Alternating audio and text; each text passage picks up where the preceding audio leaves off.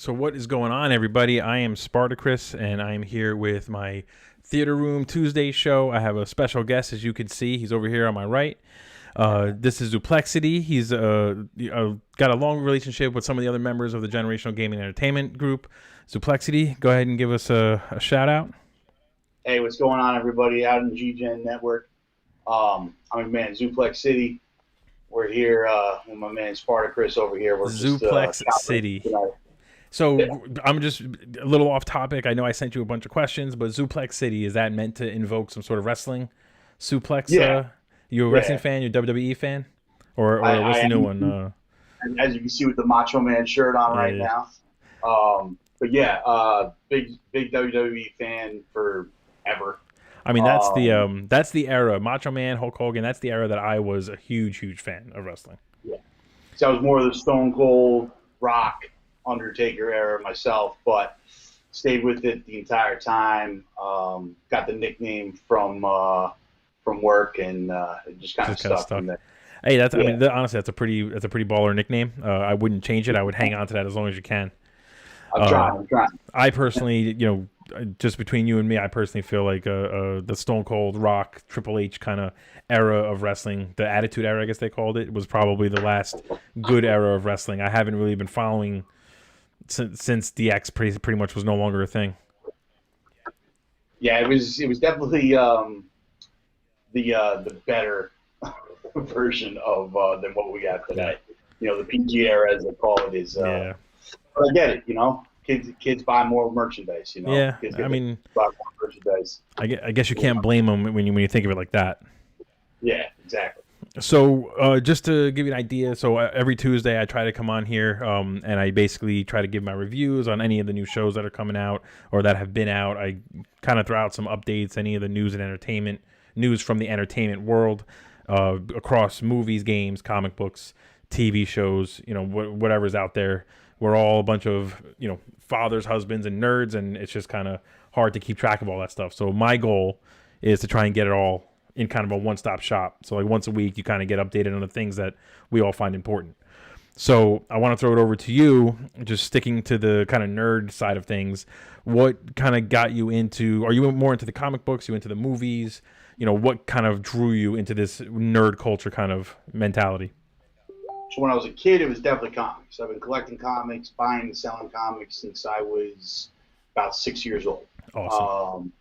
Got a pretty extensive collection. Over the years, I've had to downsize with becoming an adult and stuff like that. You start realizing, you don't have room for 30 long boxes at your place anymore. Yeah. And, so I've had to downsize, but I've kept it a passion going. Going forward in my adult life now, and then with the movies and all the content that Disney and Warner Brothers has been producing, it's really been like, I always look at it as when we were kids, the kids that like comic books and the kids that were into this type of stuff got beat up on or made fun of or Absolutely. Whatever else, mm-hmm. And now they rule the world. Now, like, everybody's a Marvel fan, whether you read the comics when you were a kid or not. My wife says all the time that I was into all this stuff before it was cool to be into all this stuff. Yeah, exactly. Which is really the perfect way to say it. Speaking of, just kind of segueing right there into the DC and Marvel side, so if you had to choose a side, DC versus Marvel, and let's talk about the comic books. Who are you choosing? All right, so DC, in my opinion, has always had the better written comic books. Okay. You know what? I don't disagree. Yeah, so they've always had, especially on the graphic novel side of things, where you're looking at stuff like The Dark Knight Returns, mm-hmm. or a lot of Batman books. A lot of Batman books come to mind, Killing Joke, Dark Knight Returns. Year one. If you look at the top 10 graphic novels of all time, minus the indies, probably 8 of them are Batman. Yeah, which is true. I mean, One of them, Daredevil comes in, but Frank Miller's run, but it's they've always had the more compelling written books.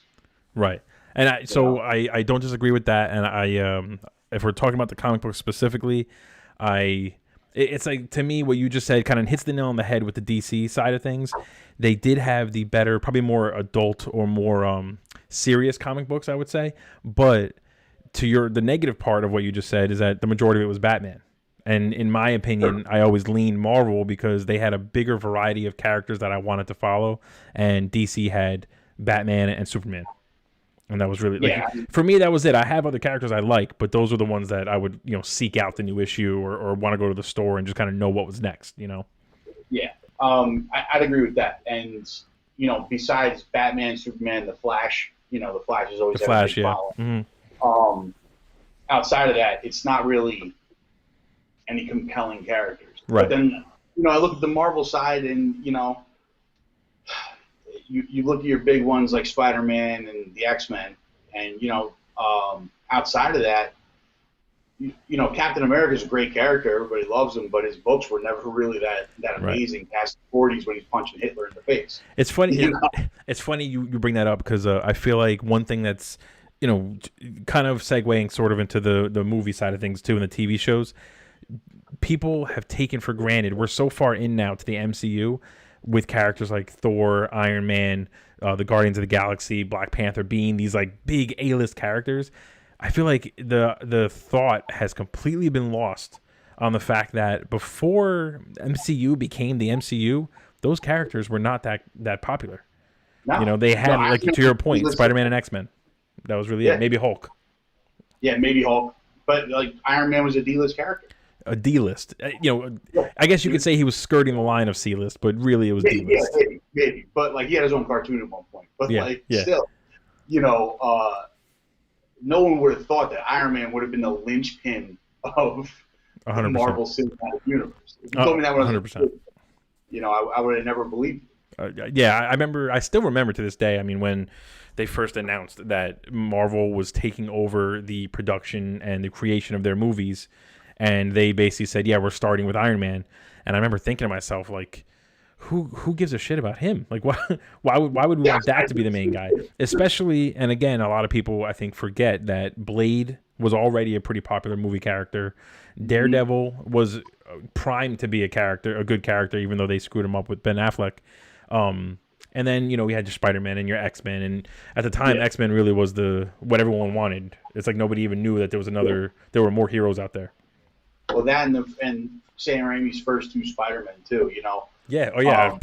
Like I forgot about them. That's how far we into the MCU. I forgot about them. But they had a lot of problems. Right. Right. They weren't great movies. I agree. But I like you already. I like you already because you just said that. But it's the first time we ever got to see Spider-Man like that. Be Spider-Man, like really be Spider-Man.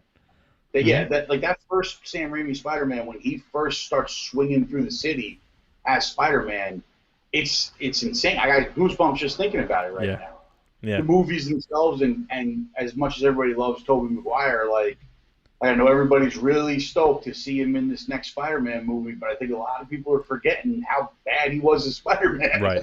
That's a good point. I feel like we went a long time as nerds and comic book nerds and all that stuff. We went a very long time where we had to deal with these very campy and silly comic book movies. Besides the Batman, the Michael Keaton Batman for the most part, every other comic movie that came out until maybe Blade was just kind of meant for kids, really not taking itself seriously, and silly special effects and all that kind of stuff.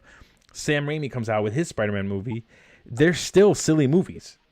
They were taken a little bit more seriously, but they're still silly movies. When you go back and watch them now, the cringe is ridiculous, and I don't know if it's a 90s thing or 2000 thing or what, but it's, they're hard to sit through now. And I agree. Everyone's excited. I'm excited for Tobey Maguire if he is in the next, Spider-Man No Way Home, which I believe he's going to be. It seems like it's going to happen. Yeah, but it does. In my mind, I want it to be almost like the last 20, 30 minutes, him and Andrew Garfield show up to help Tom Holland save the day.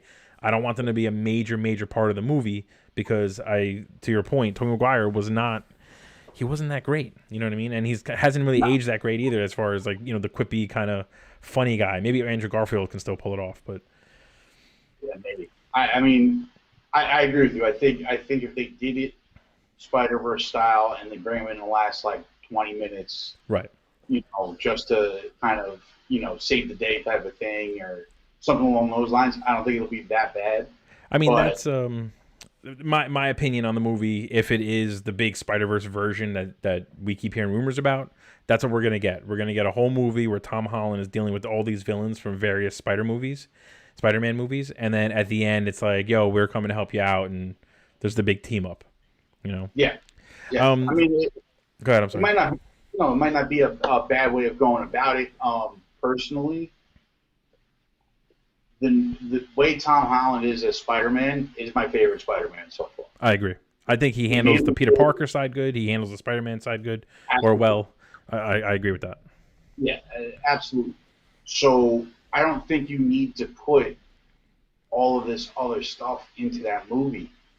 I've heard the rumor mill around this movie is expanding more and more every week. It's Absolutely crazy. insane.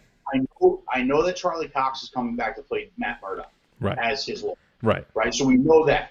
So we know that they're linking the Netflix Marvel shows to the movies, which I think is a genius idea. It's almost too late. They should have done this a long time ago. It is almost too late, but that's all backdoor. They had to make deals with Netflix. They had to wait for contracts to run out. Yeah, red tape. As always with the Disney, the Disney monster, it's just everybody's trying to get their money out of it. But so you got Charlie Cox. I've heard a lot of big rumors about Ned becoming Hobgoblin. I've heard a lot of big rumors of Willem Dafoe and Alfred Molina coming back to play Green Goblin and Doc Ock. Well, Alfred Molina has already been confirmed. He confirmed it himself. I think he did. I think he screwed up and he wasn't supposed to say anything, and he confirmed it.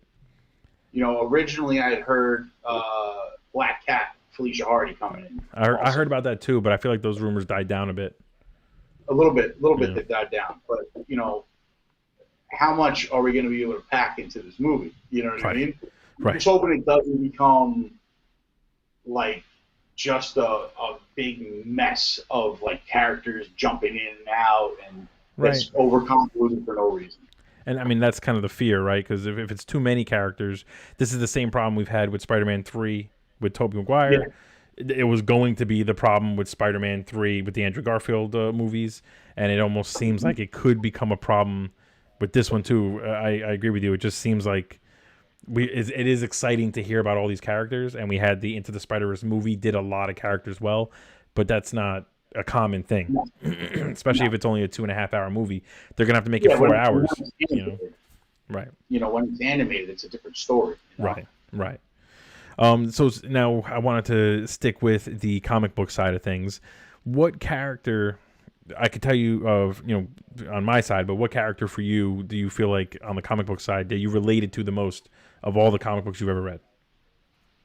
So my favorite characters have always been the Hulk, Deadpool, and Batman.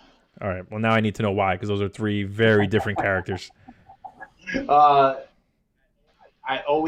Batman was probably my first. I've always gravitated towards him. I always, the first superhero movie I saw was Tim Burton's Batman with Michael Keaton. And for all his problems of the time, it is still a classic, movie to me. But there was something always about the fact that he was such a deeply flawed hero. Right. Where he's almost bordering on insane. Right. Because he just can't not have vengeance. He always has to have that vengeance. I mean, he always walked that line, right? Like he basically was this close to being the criminals that he was trying to stop. Always. And then you have the Hulk, who, he always represented to me the road to hell is paved with good intentions. He was trying to do all this great stuff for science, created a monster. Right. Plus, he smashes stuff. Who doesn't like that? I was actually just gonna say that my favorite character has pretty much always been the Hulk, but not so philosophically. It's more just because I've always just wanted to be like, you know what, man, fuck it, and just start going nuts and just be like, who's gonna stop me? Yeah, exactly. Some cathartic about that. Deadpool has always been. I like to break in the fourth wall that he always does in his comic books. Just the overly violent yet funny. Yeah. side to him Yeah, the that's anti-hero, right? the anti-hero that always drew me in. Spider-Man's always been there too. Like, I've followed Spider-Man books my entire life. Right, Um, right. but I mean, Spider-Man's the easy answer. You know. Yeah, and I feel like, I guess a lot of people can relate to him because, especially when we were all growing up, he was a young kid. I mean, and obviously the MCU has him as a teenager, but it was easy to relate to that, dealing with the high school problems and all the social awkwardness and all that kind of stuff. But I kind of, I don't really disagree with you. And actually, I'm glad you said Deadpool because, and I've said this before. I don't know if you've been able to jump into any of the streams in the past, but here's my idea of how Deadpool gets introduced into the MCU. I think you don't really have to give him his own movie, especially keeping Ryan Reynolds as Deadpool. I feel like what they should do, have Ryan Reynolds in the Deadpool outfit take over the Stan Lee cameo.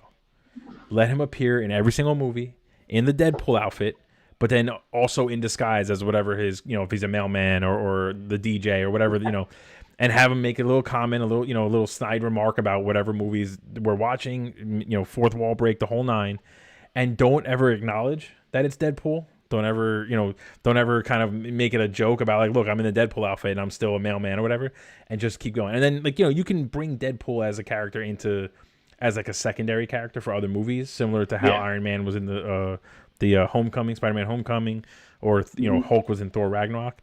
But like, I feel like you get Ryan Reynolds in the suit in a booth, let him riff for hours, and you can have a cameo for.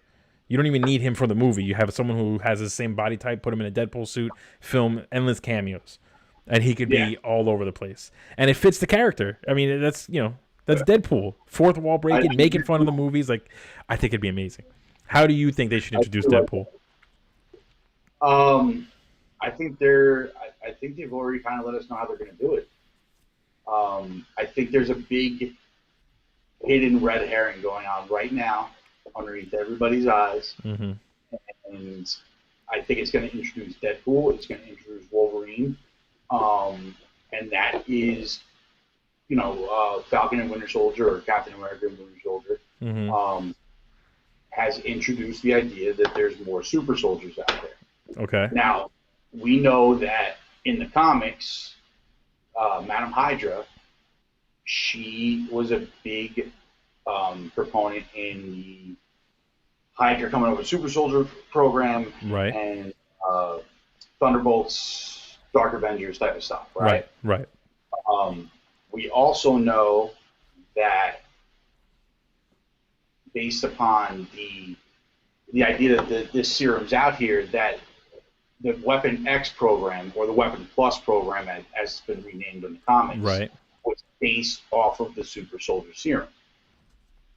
So I think that them bringing that into Captain America and the Winter Soldier kind of lets us know that there is going to be a Weapon Plus program somewhere in this Phase 4 area. That is such a fantastic theory. It's something that I agree with you. I should say, with you in the sense that, slowly but surely we're given the breadcrumbs to introduce the X-Men and different heroes that are from the Fox universe. But I didn't really put together what you just said about how Falcon or Captain America and Winter Soldier just showed us that behind the scenes people are trying to replicate that Super Soldier Serum, and the Weapon Plus program is essentially that, just an underground version by the military by the Canadian military, I guess, trying to get their own version of a Captain America. And to your point, Black Widow comes out in July, and we're going to see that there is a Russian Captain America. Yep. So that's a perfect segue, and it really does. I think you're hitting the nail on the head. Honestly, kind of blowing my mind a little bit. I feel like that's perfect, a perfect setup, and it really is right up the MCU's alley. Everyone's kind of so focused on Wanda and Doctor Strange being the catalyst for this explosion of the mutant gene, when really it could just be that some experiments are going on right now, and we don't know what it's doing, and that is what activates the mutant gene in people. Especially, again, just another kind of breadcrumb to your point. Wanda, we found out in WandaVision that she wasn't given powers by the Infinity Stone. She had them already, and they just needed to be activated. So that's kudos. So now, think about this, Now it's recorded. So if that ends up becoming true, I'm putting it out there right now. You're the first one to say that. First one to say that on the internet. It never goes away on the internet. So there's another theory I have about mutants. Mm-hmm. I do like the WandaVision theory, Mm-hmm. but that's a small subsect of America, right? Right. There was 2 other massive cosmic blasts from Infinity Stones. Yes. In Endgame. That was the theory I was going with. Yeah. So and that was worldwide. That was universe-wide. Right. So I got a funny feeling that that's how they're going to kind of bring in mutants. I know originally, a while back when they first acquired Fox, Kevin Feige had come out and said that, but the way they were going to introduce mutants was one at a time. Right. I heard that too. Introduce certain X-Men in different movies. Right. I had a funny feeling that up until the untimely passing of Chadwick Boseman, that we were going to see Storm in the next Black Panther movie. We still could. Or at least Aurora Monroe. Right. Maybe not Storm with the powers yet, right. But we still may. I mean, we still right. may. Mm-hmm. I think they're going to if my comic knowledge doesn't fail me, and it usually doesn't, I think they're going a different route with this. Right. Right. That obviously they had to do. Right. I think Killmonger's going to come back. I think so too, because just to not to interrupt, but we didn't really see him die in the first one. We saw him fall over, but we never saw a funeral. We never saw a body, not up close. So it's it's Wakanda. I mean, they fixed what the hell was Martin Freeman's character's spine in like a couple of hours. They're basically putting Vision back together. Like, absolutely he can come back, and he should. Well, how about this? Jungle Action number 18, I believe, is the introduction of a character called Madame Slay. Mm-hmm. Madame Slay was the love interest of Killmonger, who resurrects him from the dead. Right. Which is why, as I've been watching my comic book sales, as I always do, Jungle Action 18, which is a low-grade book, meaning that there's a low CGC census on it, has been skyrocketing in value. Okay. That is a big theory that a lot of comic book readers from back in the day are thinking is going to happen. So that's an interesting idea, and I don't know how I feel about it. And not to play devil's advocate or argue too much, but my thinking, and I had a similar kind of feeling with Avengers Endgame. There are certain things that especially when you come to live action movies where these actors are going to be aging and they're leaving the roles, that you have to be very careful what you introduce. So like time travel, they announced that was going to be, or it leaked, I should say, that time travel was going to be a big part of the Avengers movies, and they introduced time travel in Doctor Strange. And I remember thinking to myself, if they start using that, if they use it once as a, get out of jail free, essentially, how do you not do it again? I feel like they've so far have done a somewhat decent job of controlling that, and I think the Loki show is going to really almost give us a better explanation as to why you can't just keep going back in time and changing shit. Yeah, hopefully it sets the parameters. Yeah, 100%, because right now they're wide open, and all I keep thinking of is like, well, just go back and fix it, But as far as bringing people back from the dead, again, it's like you just got to be careful. If you do it the right way, if it's something that can't be done, you can't just kill the character who did it and say, okay, well, it can't be done again. Like, there really has to make sense. I'm a big believer, which I'm sure you are, and everyone else who may be watching, in these universes, in these movies, you need to establish rules, and then you need to stick by them. And I feel like, so that's not a bad theory. I don't know how I feel about it. I'd be curious to see how they do it, and I'd be curious to see how they control it so it doesn't get out of hand. Because otherwise, then why not go back and bring Black Widow back? Why not go back and bring the old Gamora back, and so on and so forth? No, I agree with all that. Not saying it's something I want to see, but saying that it's something that's possible. Right. There is precedent in the comics for that storyline. So there is. You're absolutely right. We'll see how it goes. That's going to be an interesting movie anyway, with how they're going to handle. Absolutely. Yeah, I mean, situation. it's an unfortunate passing. I think we all, Yes. we all were kind of surprised by what happened, and he hit it very well. And Black Panther, while it wasn't my favorite MCU movie, it was a solid movie, and it really meant a lot to a lot of people. So I'm glad they're continuing going forward, and I feel like they're really going to do the character justice. I'm hoping they do. Yeah. I'm hoping they do. I'm sure they will. And then, so, kind of sticking to the MCU here and the future of the MCU. I had a few questions here that I wanted to throw out there. I like to kind of ask everybody that I meet, what is a character in the comics that they have not introduced yet in the MCU that they haven't even announced yet in the MCU that you think deserves their own movie, their own TV show, like that they need to bring into live action? So, I mean, there's so much they've announced that it's hard to They've announced a find lot. But, I'm excited to see what they're going to do with Deadpool, obviously. Obviously, yeah. I want to see Nova. Nova's a good choice. I want to see Nova Corps. I don't want to see, John C. Riley. I want to see Nova. I love John C. Riley, but that was. I love John C. Riley, but like, he played a great Nova Corps character, but I don't want to see the Nova Corps. I want to see Nova Prime. I want to see that character in there. I'm excited for Fantastic Four. Yes. Even though I'm not always been a Fantastic Four fan, but knowing how how Marvel is able to take these characters and really do them justice, there is so much that they can do with the Fantastic Four that I think it's going to be a home run for them. I agree. And if I could, honestly, I'm excited for Fantastic Four, specifically for Doctor Doom.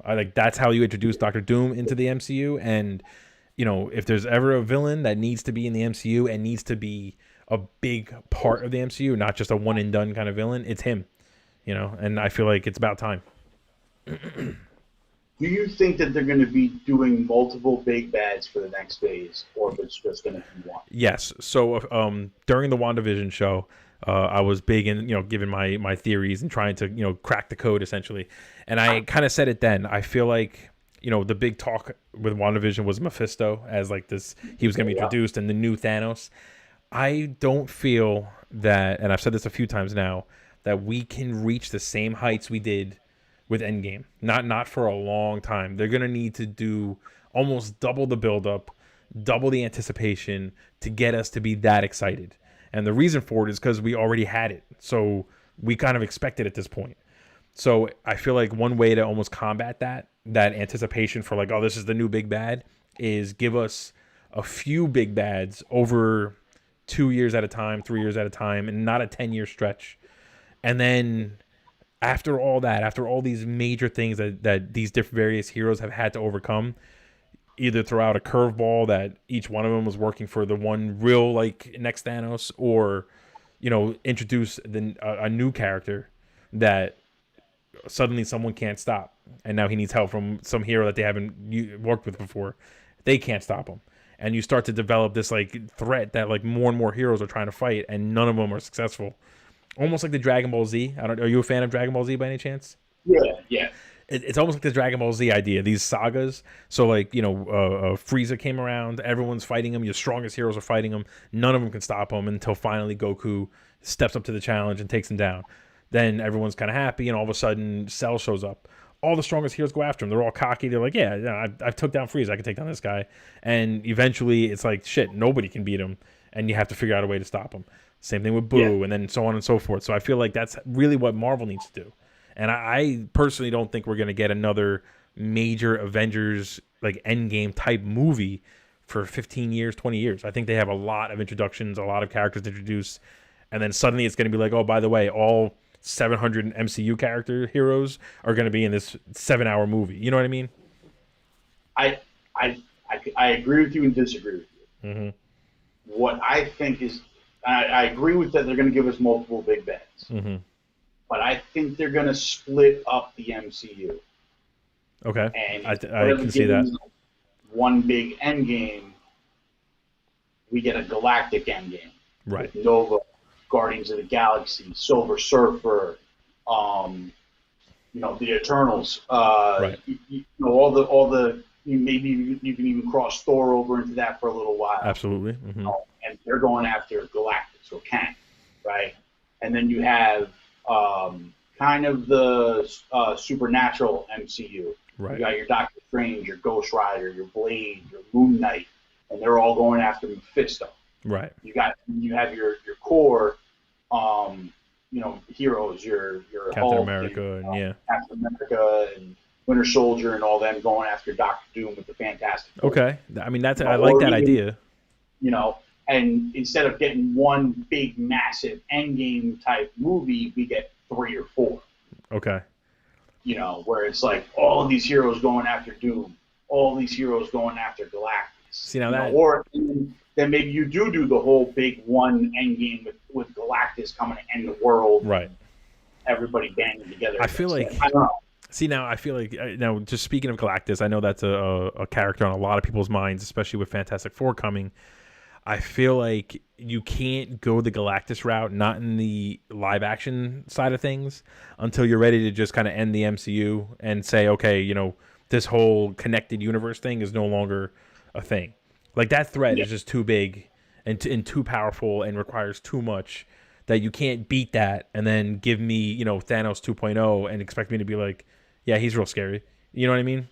So I agree. I like what you're saying. So you have your like you said, the Mephisto is dealing with certain heroes, Doctor Doom is with certain heroes, and maybe Kang is dealing with certain heroes. Yeah. And it would almost be cool if like you gave us Avengers for 3 Avengers movies, one for each area or genre of or style of MCU movie, and then you basically say, well, all those villains were working for one dude. And then and that dude, and similar to the Thanos, that dude is like the real problem, and maybe you can build the anticipation that way, and it gives you time. I do think we need time. I did hear, and you probably heard this too, back when Marvel first bought Fox, there was some insider information that was released about how all this build up over however many years was going to lead to an Avengers versus X-Men movie, and it was going to be essentially like dozens and dozens of MCU heroes versus dozens and dozens of mutants, all given their own time to grow and time to shine and all that kind of stuff. I like that idea too, but I think that you need to really give us a lot of time to build up these characters and make them clash in a believable way. That makes sense. And it's got to have stakes. This is why I don't want them to start bringing people back from the dead. It's like, if someone dies, let them die. You know what I mean? Loki came back from the dead however many times, and it's just like, dude. Yeah. And I love Loki, but it's like, dude, you died. Move on. So I think one of the things that we're going to see definitely coming up is I think the next Avengers movie is going to be a young Avengers movie. Oh yeah, I almost feel like it's so obvious that that's happening that they've already introduced 6 of them. They told us Riri Williams is coming. We know Kate Bishop is coming. Like, you also had. I mean, they're not really introduced, but they are. Is Speed and Wiccan in WandaVision. Right. You had Cassie Lang, Stature. Right. And his daughter, she becomes Stature. You had Patriot show up in Captain America: Winter Soldier. Right. As Isaiah Bradley's grandson. Right. So America Chavez has been announced and confirmed for Doctor Strange. Right. So you already have most of them. Right. Kate Bishop is definitely going to be in Hawkeye. It's played by Haley Stanfield. It's like the best kept or the worst kept secret of the MCU right now that they're going to do the Young Avengers at some point. Yeah, it's just right in front of your face. They've been building it so slowly. So I just think that's going to be the route that they go, and maybe Sam and Bucky and maybe I doubt they'll bring Hulk into that. Right. Well, She-Hulk maybe they'll bring She-Hulk in. Yeah. She's getting her own show. She is. Yeah. She is. Yeah. On Disney Plus, she's getting her own show, and Mark Ruffalo's in that show. So I do. So having said that, sticking to the MCU for a second, because really MCU is like the biggest thing out there. Sure. What character has been introduced? I've asked this question a few times to a few people, and I just love hearing the answer. What character has been introduced across all the movies and any of the TV shows that they screwed up the most? That you feel like you think Hulk? Wow, that's an interesting answer. I haven't heard that one before. Specifically in Endgame. So Smart Hulk, if we're being, I guess, I'm literal. okay with having Professor Hulk there, but here's the problem. Hulk's the only original Avenger that didn't get redemption. Yeah, I Through did all hate the, that. I will be he honest, I got did hate that. zero redemption. Yeah. Like, what they should have done is they could have started him off as Professor Hulk, did that whole movie the exact same way that they did. But when it gets to the end, instead of Scarlet Witch being the one to almost kill Thanos, you have Thanos say something while Hulk's on the battlefield along the lines of, "What did you give up for this? Oh, it's or the loss that you had to make to get the Soul Stone will be irrelevant now that I'm going to beat Right. you." And then so Natasha, And Hulk it just just goes into a triggers. break and becomes I got the goosebumps. Hulk that we all like really think. And then instead of rain fire, you know, with Scarlet Witch, he has to do that with Hulk because Hulk's going to be. So interesting. Hulk is the first time I've heard that answer for the character they screwed up. I know people who don't like what they did with the Hulk, but that was never people's worst. I will say, now that you say it, I don't 100% agree, but I do like your fan fiction version of what happened in Avengers Endgame. And I almost would have, just hearing you say it, I would have keep the Wanda almost killing Thanos and the rain fire scene, right? I think the one area where they missed was at the end when Thanos was going for the gauntlet and everyone's kind of fighting him off. You had Thor and Captain America jump on him. You had Captain Marvel. You had Iron Man. Right there is where I think you needed Hulk to get his redemption. Yeah. He got his ass beat by Thanos. Let him jump in there and like maybe, then I agree with you. Like Thanos makes a comment or something and he's like overpowering Smart Hulk. And then suddenly we just see a quick change in his face. And we get fucking Rage Monster Hulk just go nuts and beat his ass a little bit. And maybe Thanos has to Power Stone punch Hulk instead of Captain Marvel. That's a good point, actually. What you're saying makes sense. Because I mean, he even says it midway through the movie. Right. He says it was worse for me because I lost twice. Right. First the Hulk lost, and then I lost. So it's almost like they set it up and then never paid it off. Yeah, they set it up and never paid it off. It's like neither one of them got any type of redemption whatsoever. Everybody else did. Steve got the girl. He got his dance with Peggy. Tony got to show proof to the world that he can lay in the grenade. Right. Right. Black Widow erased. Natasha. She erased her past. Clint got his family back. Right. All the original core Avengers got what they wanted. Got their redemption in one way or another. Thor showed that he was still worthy. I mean, that's a really good point. I mean, I guess the argument could be that by being the one to snap everyone back to existence, Hulk did get like the redemption that you're describing. But I agree. I kind of agree with you. Like, he went through a lot and it didn't like the reward didn't really equal the loss. If that makes sense. See, I look at that as Bruce getting the redemption there, not the Hulk. True. Because like I said, he said it earlier. He lost twice. Yeah. Listen, it's a really good point, and I can't refute it honestly. And listen, I don't want to refute it. It's your opinion. You're allowed to have it. So I'm not gonna try and convince you otherwise. But that's now that you say it, it's like it's in my brain now, and I'm gonna be just knowing myself. I'm gonna be dreaming about it and just kind of thinking of new scenarios where it's like, oh, that would have been even cooler. All right. So we've talked a lot about comics. Let's we talked about the MCU. So before we move on to some video game conversation here, I want to ask you about the DCEU, the future of the DCEU. So just to give you a quick synopsis of what I feel, I'm excited for the new Suicide Squad, strictly because James Gunn seems to be doing what I wanted the first Suicide Squad to be. Yeah. And I'm a fan of Harley Quinn. I think she plays the character well, Margot Robbie. I'm a giant. I don't know if you ever watched Spartacus, the TV show. That's my favorite show of all time. So Jai Courtney as Boomerang. I'm always going to support my boys. Otherwise, the first Suicide Squad I thought was garbage. Every other part. Oh, I'm sorry. And Amanda Waller, Viola Davis played her flawlessly. I'm okay with that. Every other part of the first Suicide Squad I hated. I just didn't think it was either wasn't too vicious enough, wasn't funny enough, all of the above. So James Gunn is doing all that with the new Suicide Squad. Other than that, I don't know that I'm excited for anything else coming out for the DC.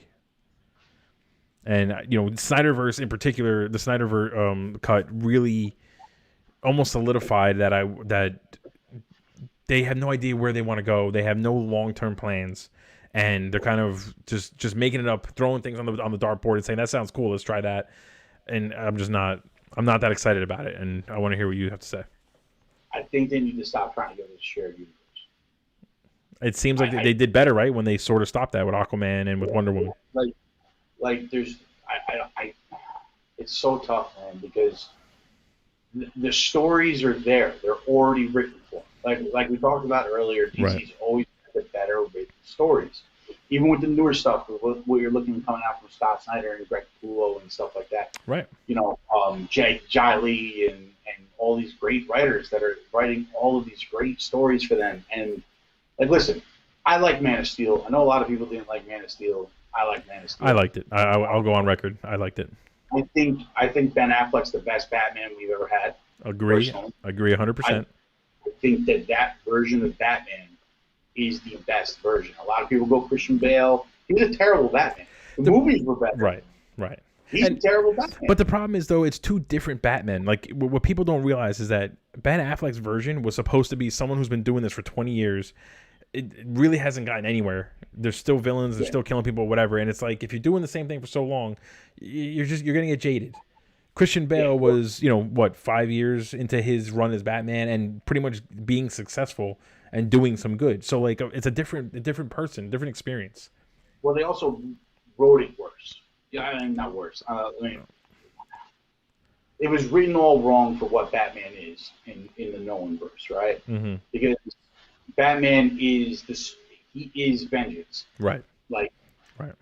You look, The Dark Knight is my favorite movie of all time. Mm-hmm. Yeah, well, if you're talking about comic book movies across the gamut, how is The Dark Knight not at least number 1 or number 2 on everyone's list? It's my favorite movie of all movies of all time. Right. I can watch that over and over and over again, right? But The Dark Knight Rises proves that Christopher Nolan has no idea who Batman really is. Because right, I don't disagree. Last time I checked, Batman never quit because his girlfriend died. Right. Right. You know what I'm saying? Like, he wrote Bane all wrong. He made him the Muscle again. He's supposed to be Batman's great biggest foe. See, now if we're talking about characters that were destroyed in the DCEU and butchered the most, Bane is he's up there, number one by far. But then you get to the Snyderverse, right? Right. They missed a massive opportunity. They absolutely did. Batman vs Superman. Like, just give us The Dark Knight Returns. Right. How? And they reference it. They reference it so many times. Like, all anybody wanted was The Dark Knight Returns. You made an older Batman. You made it so he was like at the tail end of of being Batman and already older and grumpy and this, You gave us that version. You gave us the suit. Right. You gave us the Superman suit. Why don't you just do that story? Do that story on the big screen. Just show it to us. Now, instead of trying to mash all this other stuff in there that we don't need. Yeah, and now that at the time, I think everyone blamed Warner Brothers, said they interfered with the creative process and all that stuff. But after watching the Snyder Cut, it's pretty clear that was Zack Snyder's version or vision from the beginning. And I agree with you. Like Doomsday, I remember. So again, I always leaned more Marvel than DC when I read the comics, but I remember vividly reading some DC comics, and you kept seeing at the very end there was like a little panel of some creature like seeing Superman on a TV screen or something and just hitting the wall, and he's just getting angrier and angrier, and it just led up to this introduction of Doomsday, and him and Superman had this epic fight and the whole Death of Superman arc, and I just remember that being one of the first comic books that really made like headlines in like the news. You know what I mean? And all we get is Doomsday for about 20 minutes of movie. We get a Superman that is not even sure he wants to be Superman. And the way he sacrifices himself even is just silly. And it's just like, and my whole problem, I like Man of Steel. I did. The reason why I really like Man of Steel, and in my opinion, it's the best DCEU movie that's come out, is because they were able to take Superman and humanize him a little bit. My whole problem with Superman in the comics and any of the other movies or shows is that like his only weakness was kryptonite. And it's like, you know, do you have a piece of a meteorite in your house? Because I don't. And I can, almost everyone else I know doesn't have it. But in the comic books, in Superman's comic books, in I can't even, in Metropolis, it seems like everyone's got a piece of kryptonite. It just kind of landed in everyone's fucking house. And it gets so frustrating because I'm just like, think of something else. And to me, the whole death of Superman fighting Doomsday it wasn't kryptonite. It wasn't any of that stuff. It was somebody who could just go toe to toe and physically just dominate Superman. So I like how they kind of pulled him back to reality a little bit in the Man of Steel movie. I was looking forward to getting to that point, and it's just rushed. You know, 2 movies and he's already dead. And then on top of that, it was a weird choice, but Zack Snyder, right after they kill him, shows the dirt on the coffin start to float and just tells us, "Oh, don't worry, he's coming back. Don't worry about it." I'm just like, what the like? Well, the dirt had nothing to do with it, how they brought him back anyway. Right. In the end, they had to bring him to. Well, that's a whole other thing because the whole put him in the juice of the Krypton ship, like that was all. You know, that was strange too. But but yeah, no. So I'm just not excited. Like I said, I feel like I agree with you. The stories are there. I'm excited about Suicide Squad because James Gunn's doing it. Right. Like, if James Gunn can make the Guardians of the Galaxy cool. 100%. Like 100%. The Guardians of the Galaxy were like the biggest joke in comics for ever. Right. A talking tree and a raccoon are now the A-listers of the comics. Right. Like I want to see James Gunn do Suicide Squad. I want to see him do Doom Patrol. I want to see him do Titans. You know, give that guy all the weird stuff. 100%. He's bringing Starro into Suicide Squad too. I don't think it hasn't been talked about enough that Starro is going to be a big deal in Suicide Squad too. He made Polka Dot Man a main character. And you know what? In the trailer, you're kind of like, I want to know what this guy's about. Exactly. It's Polka Dot Man. I think King Shark's going to be the next group. Oh, 100%. Again, you could tell just from the one scene where he's like, hand. Like, you're like, all right, I'm in. I like it already, you know? Everybody go pick yourself up a copy of Superboy #9, all right? Because you heard it. Anyone who's listening, I'm going to share this on Facebook and like that. Superboy #9. Superboy #9. So, all right, we talked about comics for a while. Let's jump into the video game side of things. Okay. So, I asked you kind of your top 5 questions, and you said that it's all by genre, all right? So, we're going to jump right into Mortal Kombat. So, what did you think of the movie? How it related to the games? How long have you been playing the games? Give me a quick rundown. I've been playing Mortal Kombat since the first Mortal Kombat. I've been playing Mortal Kombat since arcades still exist. Oh, I miss arcades. I'm a massive Mortal Kombat fan. It was the best Mortal Kombat movie that we've gotten so far. I agree. See, finally someone else says it. I've been defending it since it came out. Everyone's telling me I'm nuts, but I agree. It's the best Mortal Kombat movie. Yeah. Probably one of the best video game movies that's come out. Yeah, look, I'd agree with that. I hated the introduction of Cole. As did everyone else. I called that the moment they announced it, before they showed us any footage of it, I said, who the fuck is this guy? Why is he even in the movie? Yeah, it's just, you could have picked any other character. Right. Any other character. And given us that. Right. You know? Right. There's other characters in the games that could have been that same role. As far as the fight scenes were, some were amazing. Mm-hmm. Some were you couldn't even tell what the hell was going on. Right. And that's to me that screams it's a Western filmmaker, like some American guy or not American guy, but a guy who doesn't know how to film fight scenes, and specifically martial arts fight scenes. The whole quick cutting is good for Jason Bourne, but it's not good for a martial arts film. Yeah, something like that. You got to get stunt guys that worked on Daredevil season 1. Oh, 100%, 100%. Or even stuff like the guys that work with Tony Jaa or the Raid.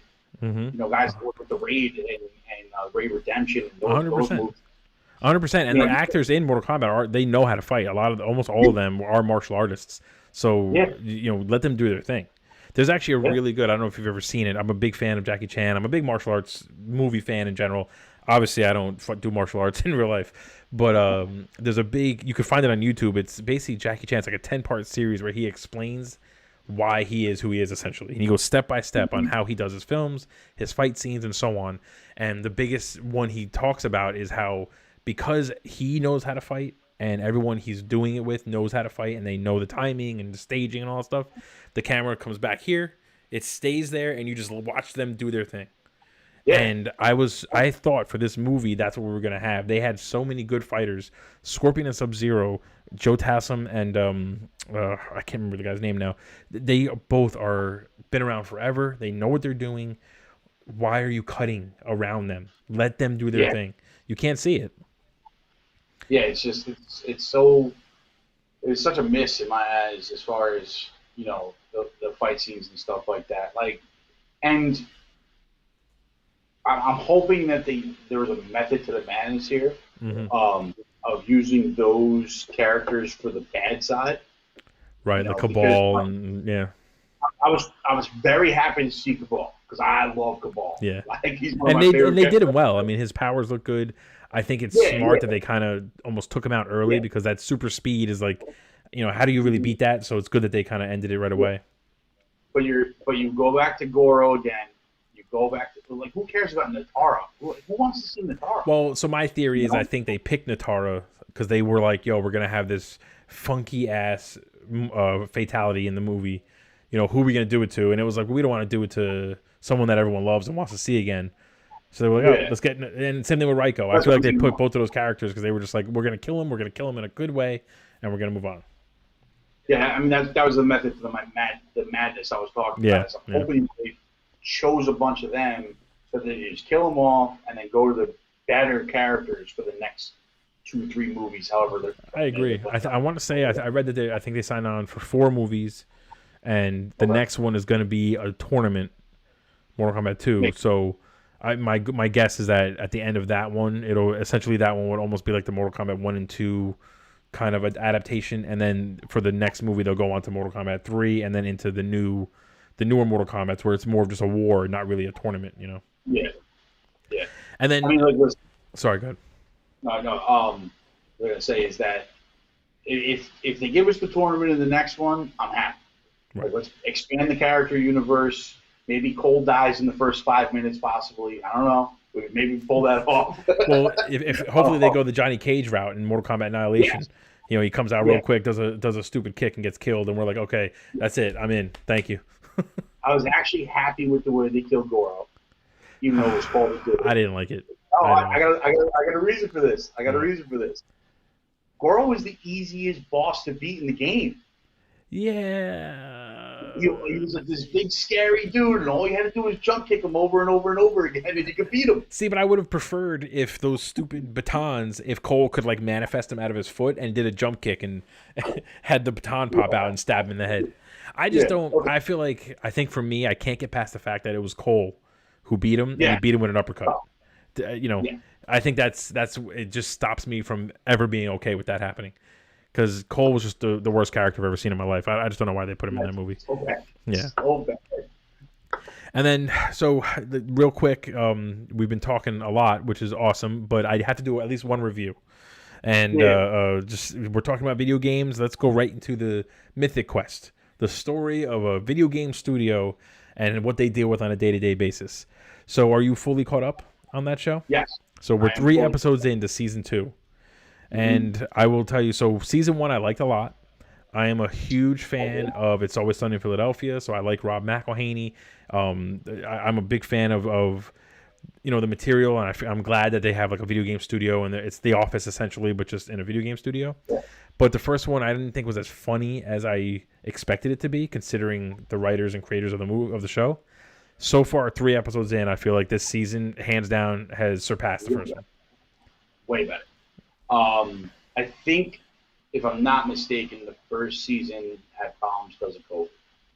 It's because definitely the last 2 episodes were clearly dealing with COVID. They had those episodes with the videos, and I think that threw off what they were probably planning on moving towards. Okay.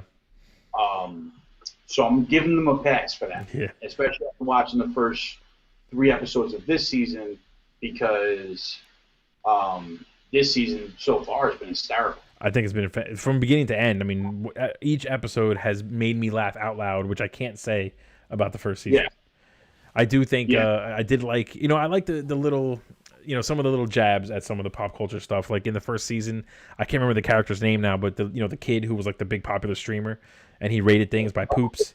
Like, I just love that. Like those little kind of comments about how serious we take these streamers who just sit there and play games. Which, listen, I'm not talking shit about because that's what I'm trying to do too. But I think it's a great show, and I do like. It seems like in this season they're focusing more on each character's like personal problems and personality versus just kind of shoehorning everything into the game itself, which I feel like is a mistake they made in the first season. Every problem always stemmed back to the game. Mm-hmm. It's worth watching though. If anyone hasn't watched it on Apple TV, they're 3 episodes in, and I think it's only going to be 8 episodes or so, maybe 9 episodes. The first season was 9 episodes, and then they released 2 surprise episodes months apart. So we might get the same thing. Actually, it was funny because I didn't even realize they released that last one right. with the LARPing and everything like that. Yeah. I just watched that today as I was going back through it. It was funny because I didn't know that was even coming out. They didn't announce it or anything. I use a Fire Stick, and as I was watching regular TV, I get a little notification that a new episode's out, and that was before the new season started. So, and then besides Mythic Quest, I know we have The Witcher. Did you watch Witcher? I watched the first 2 episodes. Oh, you didn't like it? And no, it's not that I didn't like it. I just fell out of it pretty quickly. I thought Cavill was good in it. What I saw, yeah. I know a lot of people. I got to give it another chance. I do. I think so. We're reaching kind of the end of the show now. So there's still a lot that I want to talk to you about. I really enjoyed talking to you. So I'm going to give you some homework. And I see you have a Rangers hat on too. So we're going to talk about the Rangers at a different time. But your homework is you got to watch The Witcher season 1. Okay. And I need to hear your thoughts on it. I was a big fan. I like the games. I never read the books, which I know the show is based off the books more. But I definitely want to. I'm excited for season 2. I want to hear your thoughts. You definitely have a lot of knowledge that I like, and I like your opinions so far. I can't say I agreed with all of them, but thanks for jumping in to the show. I really enjoyed this conversation, and I will be sharing it. And I hope to have you back on a future episode. Talking about, like I said, The Witcher. You have to watch Witcher season 1. All right, I'll watch it. And then, we got some big things coming out. Loki's coming out, Black Widow's coming out, and then What If, the Marvel What If animated show is coming out, which I'm looking forward to. So real quick, last thing before we end the show, have you read the What If comics? Yeah, a bunch of them. What would be, in your opinion, you could think of off the top of your head, your favorite What If comic? It's Deadpool kills the Marvel Universe. Oh, that's such a good one. That really is a good one, and so I remember that one. But I have to say, and I think I may have mentioned this to you before. My favorite is What If Wolverine became Lord of the Vampires. Yeah, he kills Dracula in the beginning because of his apparently because he can regenerate so quickly. He just learns how to be the master vampire. And then my favorite part of it though is Doctor Strange recruiting the Punisher to basically go on a holy war against every superhero and villain ever that are vampires. It's just such a great comic, and I don't think they're not going to, obviously, because they don't have the X-Men yet, but it would be such a good animated. They might. If they do, honestly, then that would 100% become my favorite Marvel property on live action or not live action on the show, I guess. And it'll take a lot to knock that off the pedestal. So anyway, man, thanks for coming on to the show. For anyone who jumped in, thank you for jumping in. Like and subscribe if you like this kind of content. If you want to hear more of these conversation and interviews, I'm Spartacus. Keep an eye out for the rest of the Generational Gaming and Entertainment Network streaming throughout the week. We're doing all kinds of games, classic games, modern games, more shows like this. I got more video game content coming, more video game reviews and other shows similar to this one. And we're on all the platforms: Facebook, YouTube, Instagram, Snapchat, TikTok. I mean, there's so many of them. Twitter. Take a look, GGen or Generational Gaming and Entertainment Network across the board. And I will see you guys next time. I think the next time you see me, I will be playing Resident Evil Village. I believe I'm towards the end. I'll be finishing that one up. And Scythe X will probably be on at some point this week too, with then Marvel's Avengers on PS5. And thank you again, and I will see you guys next time. Have a good one.